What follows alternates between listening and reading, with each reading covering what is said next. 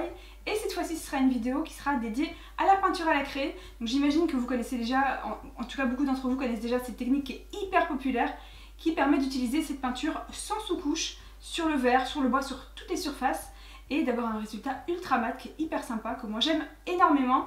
J'ai réalisé cette vidéo en collaboration avec Ataya qui m'a lancé le défi d'utiliser les 3 premiers numéros de la nouvelle collection qui est dédiée à la peinture à la craie. Je vais vous montrer tout de suite ce qui est dans les 3 premiers numéros. Le premier est à 1,99 €, le deuxième à 3,99 € et le troisième à 6,99 €. Chaque numéro comprend le matériel et la peinture, un petit fascicule avec des DIY expliqués pas à pas et un petit cadre en bois qui permettra à force de créer une grande mosaïque ou une tête de lit ou peu importe la création de votre choix. Si vous le souhaitez, vous pouvez vous abonner et recevoir directement les numéros à la maison et en plus recevoir des cadeaux en bonus. Donc je vous mettrai la liste de tous les cadeaux que vous pourrez recevoir en vous abonnant. Et ils ont prévu aussi un petit cadeau en bonus qui est un sac 100% coton à personnaliser avec un grand pochoir. Donc n'hésitez pas à regarder le lien dans la barre d'infos. De toute façon, je vous mettrai toutes les infos. Si vous voulez participer au concours et tenter de gagner l'abonnement à toute la collection, n'hésitez pas à aller voir dans la barre d'infos également. Je vous mettrai toutes les règles du concours, comme ça permettra que la vidéo soit pas trop longue. Et moi je vous laisse tout de suite avec les DIY. Pour trouver l'inspiration de mes DIY, j'ai mixé des idées que moi j'avais avec des idées que j'ai trouvées dans les fascicules. Donc j'ai choisi de mélanger les 3 fascicules et le matériel des 3 numéros.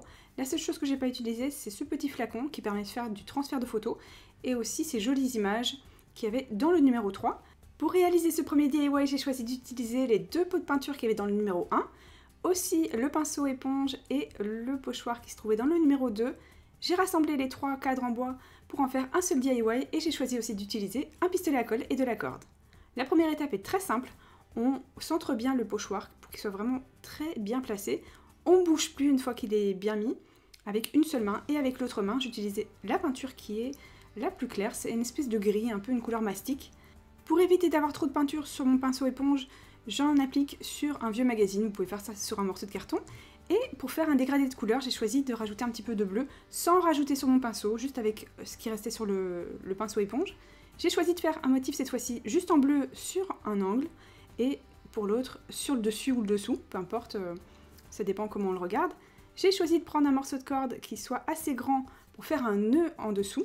Donc j'ai fait 2 nœuds, un de chaque côté, et aussi qui permettra d'avoir tous les carrés et ensuite d'avoir un petit morceau restant pour pouvoir accrocher au mur. Une fois qu'on a vérifié l'emplacement de chaque carré et aussi de l'espace qu'il y aura entre chaque carré pour qu'il y ait assez de cordes pour, comme je vous le disais, pouvoir utiliser la partie du haut pour accrocher au mur, on met de la colle sur les côtés et ensuite on les replace bien. Il y a un peu de temps hein, pour bien les mettre avant que ce soit sec, mais avec la corde il faut être quand même assez rapide. N'hésitez pas à demander de l'aide si vous avez besoin ou si vous avez peur de vous brûler. Voilà ce que ça donne de l'autre côté. Alors bien sûr vous pouvez peindre le fond si vous préférez ou mettre d'autres couleurs ou varier chaque carré avec une autre couleur. Voilà ce que ça donne pour mon inspiration et on va passer au DIY numéro 2. Pour ce DIY j'ai décidé de reprendre une idée que j'ai trouvée dans le fascicule numéro 2 mais je vais changer la couleur et la fonction puisque moi ce ne sera pas du tout pour mettre des clés. Donc moi je vais utiliser les 2 couleurs qu'il y avait dans le numéro 1 et aussi un cadre que j'ai recyclé parce que j'avais cassé la vitre par accident et je vais aussi utiliser mon pistolet à colle et de la corde toujours. Je vais aussi utiliser une éponge, j'en prenais une plus petite que moi parce que la mienne est vraiment trop grosse. Et la première étape, elle est très simple, on repeint d'une couleur. Une fois qu'on a bien laissé sécher, on peint avec la deuxième couleur par-dessus. On laisse sécher à nouveau et ensuite, une fois que c'est fait, on prend la petite éponge qu'on vient humidifier et on passe autant de fois qu'on le souhaite. Ça dépend de, on va dire, de l'intensité de la couleur que vous voulez qu'il ressorte. J'essaie avec un microfibre et ça marche pas du tout. Ça frotte beaucoup trop. Donc j'ai dû rajouter un petit peu de bleu pour rattraper. Donc ne faites pas comme moi. Prenez une toute petite éponge humide, ce sera parfait. Ensuite, de l'autre côté, j'ai mis de la corde et j'ai passé de l'autre côté. Je me suis aidée de ciseaux comme d'habitude pour pas me brûler tout simplement. Et on tend bien la corde et une fois qu'on a fait autant d'allers-retours qu'on le souhaite, voilà ce que ça donne. On peut y accrocher des petites notes, tout ce qui vous fera plaisir. Évidemment, vous pouvez changer à la fonction et la couleur avec vos goûts. Pour ce DIY, on va faire du recyclage, on va utiliser une boîte de conserve. Alors petite ou grande, c'est vraiment ce que vous avez. Moi j'ai pris une grande, aussi du papier de verre et la peinture c'est celle qui est dans le numéro 3, couleur mint. La première étape est vraiment super simple. Avec le pinceau qu'il y avait dans le numéro 1, j'ai peint ma boîte. Et si vous avez un liseré jaune par-dessus, faites comme moi, peignez-le aussi. Une fois que ça a bien séché, je prends mon papier de verre et je frotte pour que ça donne un côté un petit peu ancien, un petit peu abîmé. Je pense que vous voyez ce que je veux dire. Ça fait un effet qui est vraiment très chouette. Et par contre, c'est à ce moment-là que mon vernis a vraiment décidé de me lâcher. Clairement, je suis désolée pour ce détail.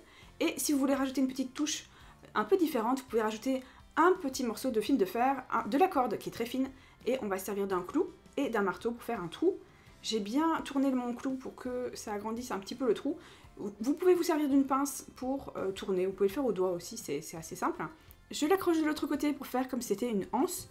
Et ensuite, je viens, on va dire, faire comme une ligne droite sur la partie de devant pour pouvoir venir et accrocher de la corde. Donc je vais faire un nœud pour commencer. J'ai coupé le bout et ensuite, avec mon pistolet à colle, je m'en suis servi pour venir tourner la corde autour pour faire un effet un petit peu plus sympa et un peu différent pour pas que ce soit trop simple. Alors évidemment, c'est une étape qui est bien sûr pas obligatoire.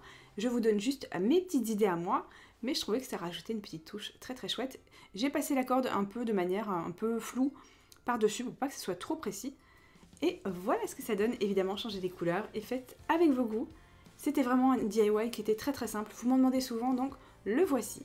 On va faire encore plus simple pour ce DIY-ci. Et pour ça, je vais me servir de 2 couleurs de peinture, aussi un petit casier que j'ai choisi de redécorer. Vous pouvez faire la même chose avec un cadre en bois ou peu importe. La première étape est bien sûr de peindre avec la première couleur. Je laisse sécher, j'utilise la deuxième couleur, je laisse sécher à nouveau. Je ponce et c'est vraiment super simple. Il n'y a pas à dire, c'est vraiment un DIY qui est hyper rapide, qui est très chouette, qu'on peut faire avec plein de couleurs. Et moi j'avais besoin d'un petit casier pour ranger des rubans, des fils, du washi tape qui traînaient un petit peu. Et voilà ce que ça donne. J'espère que la vidéo vous a plu. Si c'est le cas, n'hésitez pas à mettre un like parce que moi ça m'aide. Et en plus, je vois que vous aimez ce type de contenu. N'hésitez pas aussi à me dire dans les commentaires quelles seraient les vidéos que vous voulez voir sur la chaîne. Moi, je vous fais d'énormes bisous et je vous dis à bientôt. Ciao!